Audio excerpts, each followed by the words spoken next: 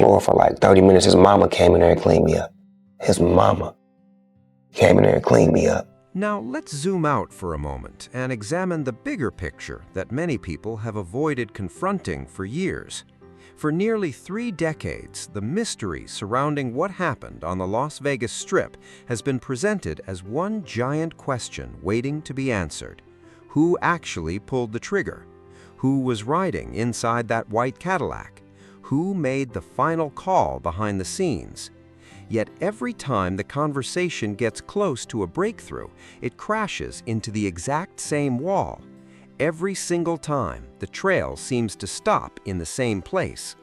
There is still no physical evidence connecting Snoop Dogg directly to that night. Records show he was not even in Las Vegas when it happened. The walkie-talkie allegation remains nothing more than a third-hand account. The phone conversation involving Ray J that Suge Knight frequently references has never been publicly released or verified. Even the civil lawsuit filed earlier this year by Shakur's stepbrother does not list Calvin Brodus among the defendants.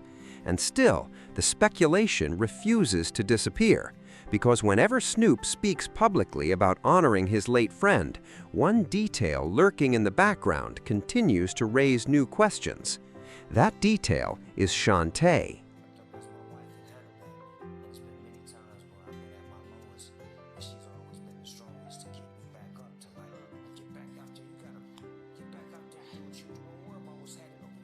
Shante Brodus has remained the one constant presence in Snoop's world, the person whose role in his life stretches far beyond the spotlight.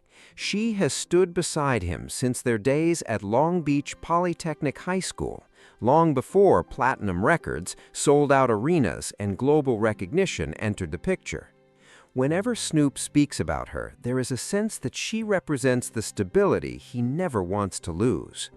In a 2024 interview with People magazine, he described her as the balance to his flaws and the strength behind his success. During an appearance on the Today Show, he explained that their relationship survived because both of them committed to making sacrifices from the very beginning. On the surface, it sounds like the kind of story Hollywood rarely gets right. Two young people who grew up together, survived every challenge the music business could throw their way, eventually building a family that now includes 4 children and an expanding generation of grandchildren. But beneath that picture-perfect narrative lies a chapter that rarely receives the same attention. In 2004, several years after Shakur's death and roughly 7 years into their marriage, Snoop officially filed for divorce. The explanation given at the time was irreconcilable differences. Later, he openly admitted that fame clouded his judgment and convinced him that something new and exciting was worth risking everything he already had. That kind of mistake is not uncommon in entertainment circles, but what unfolded afterward is where the story becomes far more interesting. Then another complicated piece of the puzzle entered the conversation. Snoop fathered a son, Julian, in 1998 with Lori Hellman, while he was already married and raising a family with Shante. The existence of Julian has never been hidden from the public, yet it creates difficult questions when placed alongside the image of a marriage supposedly strengthened by Shakur's guidance. If that advice was truly life-changing, where exactly does a long-running affair fit into the timeline? According to Snoop's own account, he eventually realized he was on the verge of losing everything that mattered most. He and Shante found their way back to one another, renewed their vows at Charlie Wilson's ranch in 2008, and have remained together ever since. But as you are about to see, the public controversies were far from over. In 2019, social media personality Selena Powell made claims that she had been involved with Snoop, instantly creating another round of headlines and speculation. Snoop later addressed the situation on his show Clout Chasers, breaking down the allegations and arguing that the entire story was fabricated. Then there is a separate issue that has quietly resurfaced in conversations over the years. A lawsuit connected to allegations from a woman identified only as Jane Doe claimed that after attending one of Snoop's concerts, she was taken to a studio by one of his associates and later faced unwanted advances from both the associate and Snoop. Representatives for Snoop strongly denied the accusations, describing them as an attempt to extract money and insisting no such encounter occurred. No criminal charges ever resulted from the allegations, yet the controversy continues to follow discussions surrounding his public image. And whether fair or not, stories like these tend to leave a lasting impression long after the headlines fade. When all of these events are placed side by side, the affair, the divorce filing, and the various allegations, you begin to realize this marriage cannot be reduced to a simple fairy tale. It looks more like a fortress that has endured wave after wave of pressure from both private mistakes and public controversy. Through every challenge, every rumor, and every storm, Shante remained standing beside him. And that may be the most revealing part of the entire story. Your wife's been by you for your She's whole your high career, school your high school sweetheart. sweetheart. She is. Never leave home without it. Yeah. That's right. But how has she kind of taken you on this journey? Tell us about her. I think my wife has been my best friend for a couple of reasons. One is that she always understood who I was and who I needed to become. But the story becomes even more powerful when you look beyond the headlines and focus on the personal heartbreak this family has endured. In 2019, their son Cord and his partner Soraya experienced an unimaginable loss when their newborn son Kai passed away only 10 days after entering the world. Cord later shared that his son died in his arms, describing a connection and energy that he believes will stay with him forever. Their daughter Corey faced her own battle after being diagnosed with lupus at just 6 years old, a condition that caused significant health challenges, including hair loss that led her to wear scarves. In a gesture that spoke volumes about their bond, Shante began wearing scarves as well so her daughter would never feel isolated in her struggle. That act of support eventually inspired the creation of the Brodus Collection, a unisex scarf brand built around unity and resilience. Then came another devastating chapter. In January 2024, Corey revealed that she had suffered a serious stroke at only 24 years old, admitting that she broke down emotionally when doctors delivered the news. She spent roughly a week in the hospital before finally being allowed to continue recovery at home. Just when it seemed the family had weathered enough storms, another challenge arrived. In February 2025, Corey and her fiancé Wayne Deuce welcomed a baby girl 3 months ahead of schedule after Corey developed a dangerous pregnancy-related condition. Their daughter was born at just 25 weeks, and Corey later shared a touching black and white image of the baby's tiny foot while opening up about the guilt and fear she felt during that difficult moment. Through every loss, every diagnosis, and every setback, one person remained at the center of it all. That person was Shante.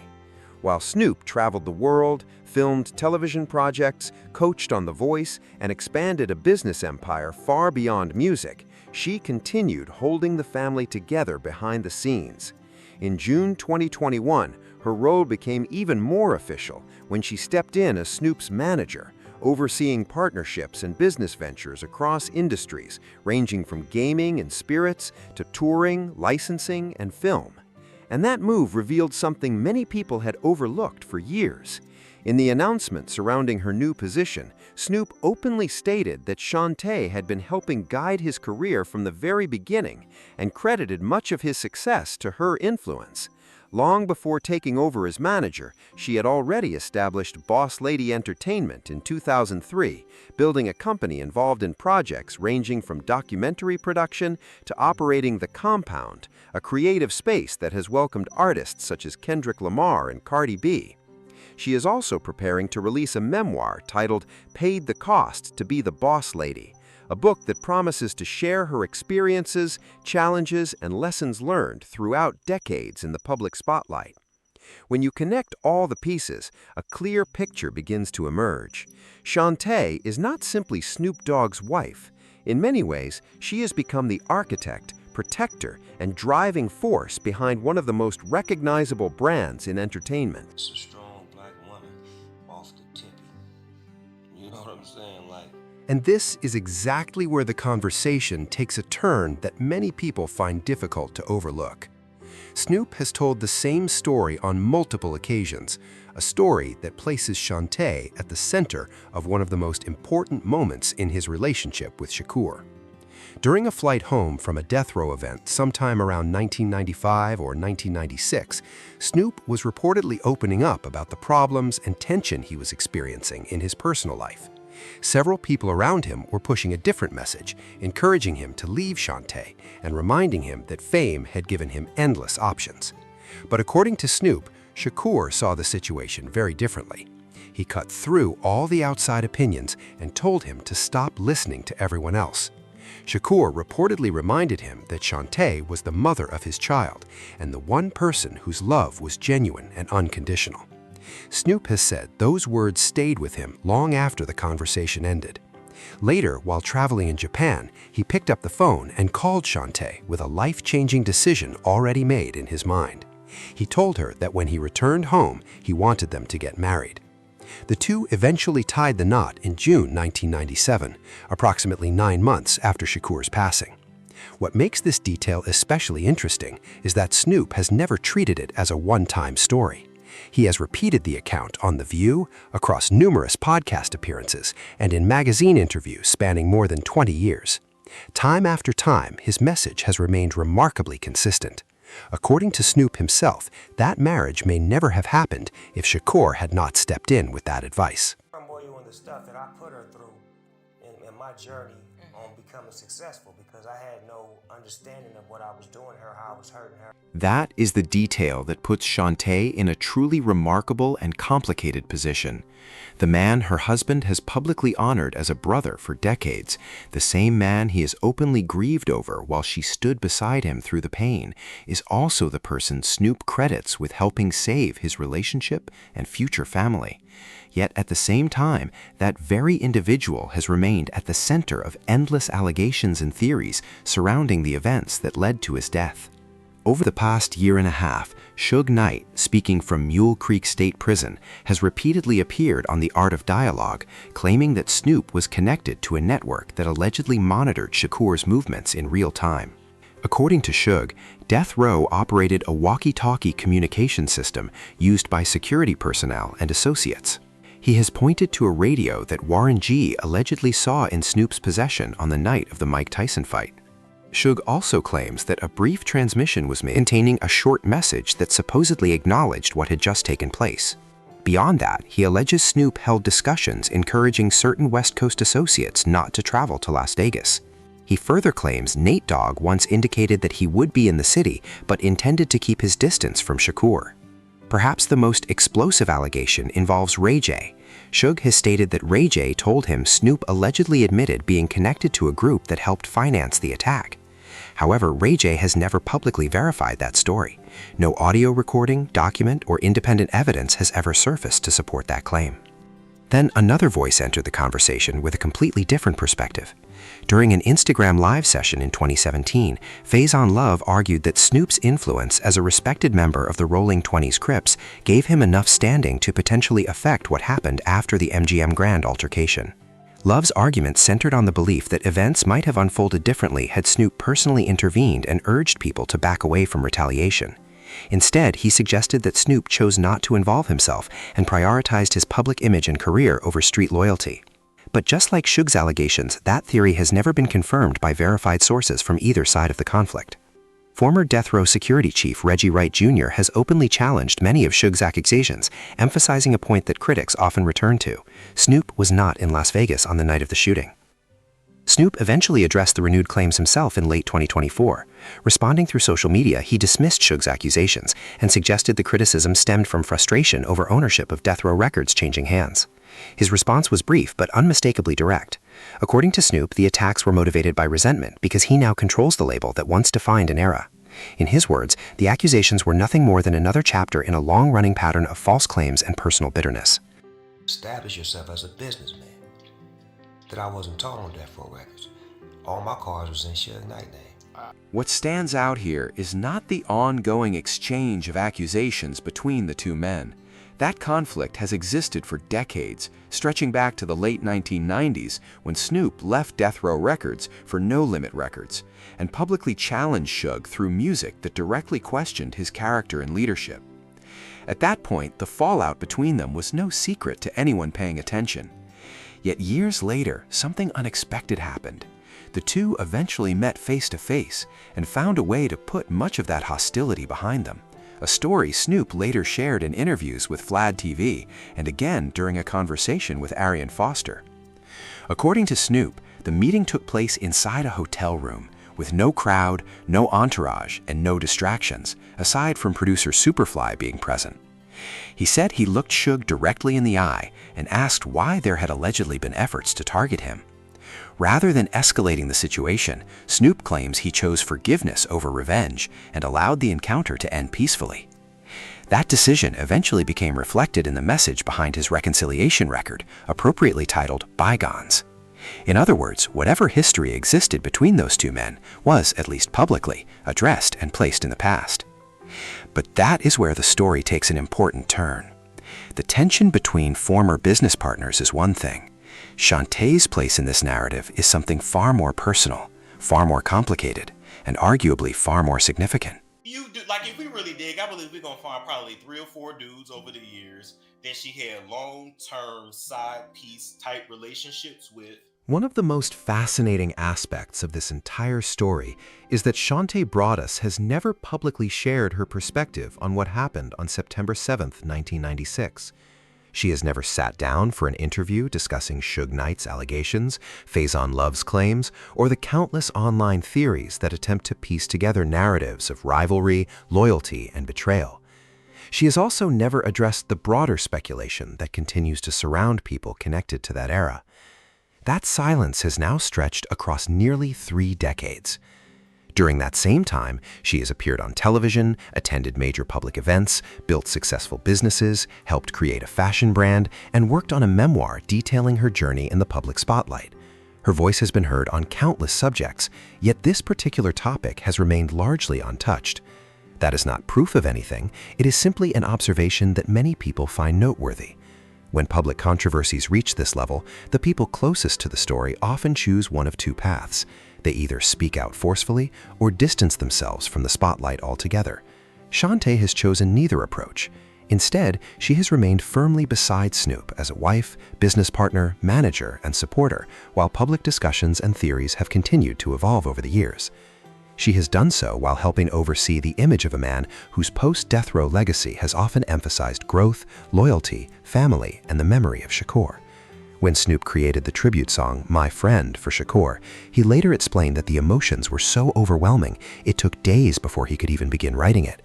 Throughout that process, Shante was reportedly there supporting him. Snoop has described breaking down emotionally during the early playbacks of the track, while she stood behind him and comforted him through the grief. On its face, that is the image of a wife helping her husband through a painful loss.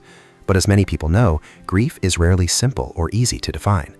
And that brings us to the question that continues to linger around this story. It is not a question that can be answered with rumors, assumptions, or internet theories. It is a question that only the people closest to the situation could truly address. Does Shante believe the public has misunderstood her husband all these years? Or has she simply chosen to keep her thoughts private and protect her family from a debate that has lasted for decades? Whatever the answer may be, one thing remains clear. Her silence has become just as much a part of the story as the countless voices that continue to speak about it. Dog has never been faithful to Shante, ever. What makes Shante's role so intriguing is that her story can be interpreted in 2 completely different ways, and both appear believable depending on where you stand. In the first interpretation, she represents living evidence that Snoop's friendship with Shakur was authentic and deeply personal. She remained beside her husband for decades because she witnessed his grief firsthand and understood that the pain was real. Under this view, her silence is not suspicious at all. It is simply the reaction of someone exhausted by years of rumors, accusations, and speculation. She may see no value in responding to theories she considers baseless, especially when many of those claims come from individuals with their own complicated histories and motives. From that perspective, Shante is exactly what she appears to be: a loyal wife, a businesswoman, and a partner who helped build a family and an empire while refusing to let outside noise dictate her life. In that version of the story, there is nothing to explain because she believes the facts speak for themselves. But there is another interpretation that continues to circulate in certain corners of the internet. In that reading, the silence itself becomes the story. Supporters of this theory point out that a woman whose marriage was reportedly strengthened by Shakur's advice has never publicly made a direct statement addressing the accusations that have followed her husband for years. Not once in a magazine interview, not on a podcast, not during any of the countless public appearances that have taken place over nearly 3 decades. They argue that if someone possessed complete certainty, they would express that certainty clearly and repeatedly. Because she has not done so, speculation continues to grow. Some people view that silence as evidence of caution. Others view it as evidence of nothing at all. And some see it as proof of something deeper, even though no public evidence has ever confirmed such conclusions. The reality is that nobody outside her inner circle truly knows what she thinks, which is exactly why the debate refuses to disappear. There is, of course, a third possibility that receives far less attention. Maybe Shante simply does not believe it is her role to comment on the criminal investigation or decades of public controversy. Maybe she has chosen to focus on her family, her business responsibilities, and the future rather than constantly revisiting the past. Yet even that explanation raises questions for some observers, because Shante is not a private figure hiding from public attention. She manages one of the most recognizable figures in entertainment. She is preparing to release a memoir built around her life and experiences in the public eye. The idea that she has never had an opportunity to address these issues is difficult for some people to accept. At the same time, the legal facts remain important. The criminal case has continued moving forward without Snoop's name appearing in any indictment. Dwayne Keith Davis was charged in September 2023, and court proceedings have continued to focus on the allegations against him. Likewise, civil actions connected to the case have not publicly named Snoop as a defendant. Those are the facts currently reflected in the legal record. But public perception does not always move in lockstep with legal reality, and that gap is where many of these discussions continue to thrive. What keeps the conversation alive is the unique position Shante occupies in the larger narrative. On one hand, she serves as a reminder of the friendship Snoop says he shared with Shakur. On the other hand, her decades of silence leave room for endless interpretation, allowing people to project their own beliefs on a story that still carries unanswered questions. Meanwhile, life continues moving forward. The passing of Outlaws member Young Noble added another layer of sadness to a community that has spent years mourning losses tied to that era. Snoop responded by highlighting the importance of mental health and sharing music connected to Shakur and the Outlaws, a reminder that the emotional weight of those years has never completely disappeared. When you look at everything this family has endured, the grief, the health struggles, the personal losses, the controversies, and the relentless public scrutiny, you begin to understand the pressure they have carried for decades. And at the center of that pressure has always been Shante. She has watched her husband navigate grief, supported her children through major challenges, endured public scandals, built successful businesses, and remained in the spotlight through it all. Through every chapter, she has remained the woman Snoop says Shakur encouraged him to marry, a role that continues to place her at the center of one of hip-hop's most enduring and debated stories. Owns Death Row is no different than me saying Tupac was alive because I had the unreleased Tupac music. It ain't no different, bro. And so the story eventually returns to the same question that has lingered in the background for years. If Shante Broadus decided tomorrow to publicly address everything connected to Las Vegas, what would her message actually be? Would she firmly state that Snoop had no involvement whatsoever and that the allegations are nothing more than the claims of people with personal grudges? Would she argue that her family has spent decades carrying the burden of accusations tied to events they had nothing to do with? Or would she continue choosing the path she has followed for nearly 30 years and simply decline to engage with the controversy at all? That may be the most fascinating possibility of all, Perhaps she never intends to make a direct statement because, from her perspective, her life has already served as one. The marriage, the family, the businesses, the philanthropy, the memoir, the countless public appearances. Maybe those choices represent the only answer she feels obligated to give, and that leaves everyone else with the same challenge, deciding what meaning, if any, should be drawn from that silence. When you step back and examine all the pieces together, what conclusion do you reach? Do you see a devoted wife standing beside a husband she believes has been unfairly targeted by rumors and speculation? Do you see someone whose loyalty reflects the deep respect she still holds for the friend who helped shape her family's future? Or do you see a person who has chosen to keep certain thoughts private, regardless of what she may know or believe? The truth is that every observer brings a different perspective to the story, and because so many questions remain unanswered, those perspectives often become part of the narrative themselves.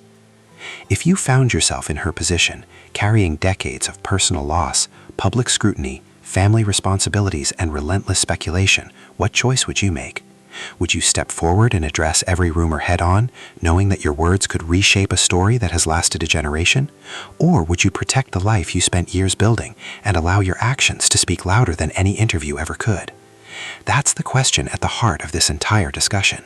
Share your thoughts below. We read the comments and we're interested to hear where you stand on one of the most debated stories in hip-hop history.